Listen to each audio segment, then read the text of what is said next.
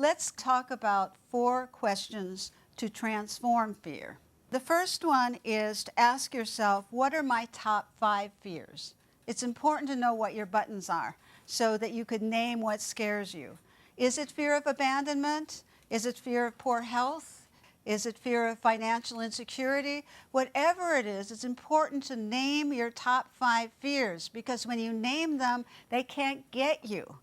You see, that's emotional freedom, when you know the forces at work in yourself and then you can deal with it. Number 2, where do these fears come from?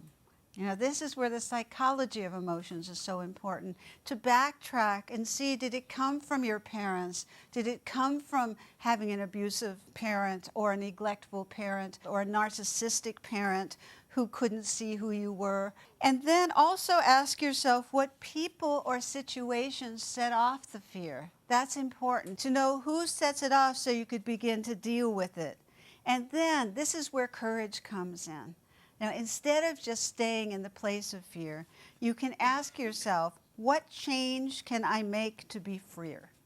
You see, it's always about transforming fear with courage, not just staying in the fear. Very important. Here are some action steps that you can take to become more courageous. Now, I think this needs to be part of our orientation for emotional freedom, is to think about what courageous actions I can take to offset fear, so that fear doesn't dominate your life.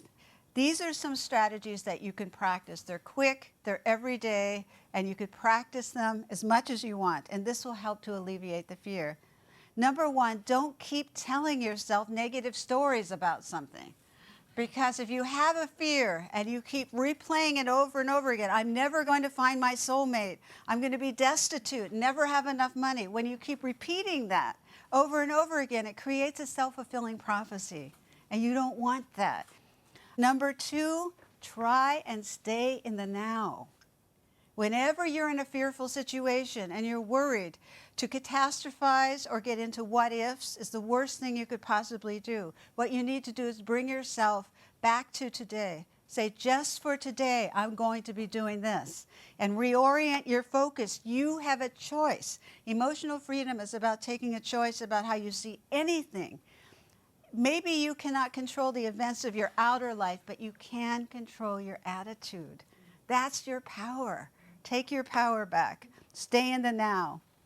And then focus on small, doable action steps that you can take that are courageous and that can create change. And again, I want to reiterate, there's nothing too small. For instance, pay off $5 on your credit card if that's all you can afford.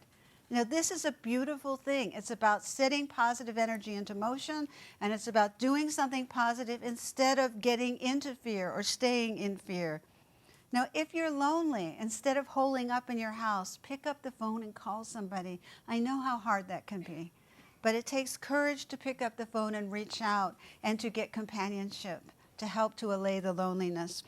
And also, have a good cry if you feel like it. This is such a positive action step. When people cry, it makes me very happy because I know the healing power of tears. And so I really encourage you all, don't hold it in.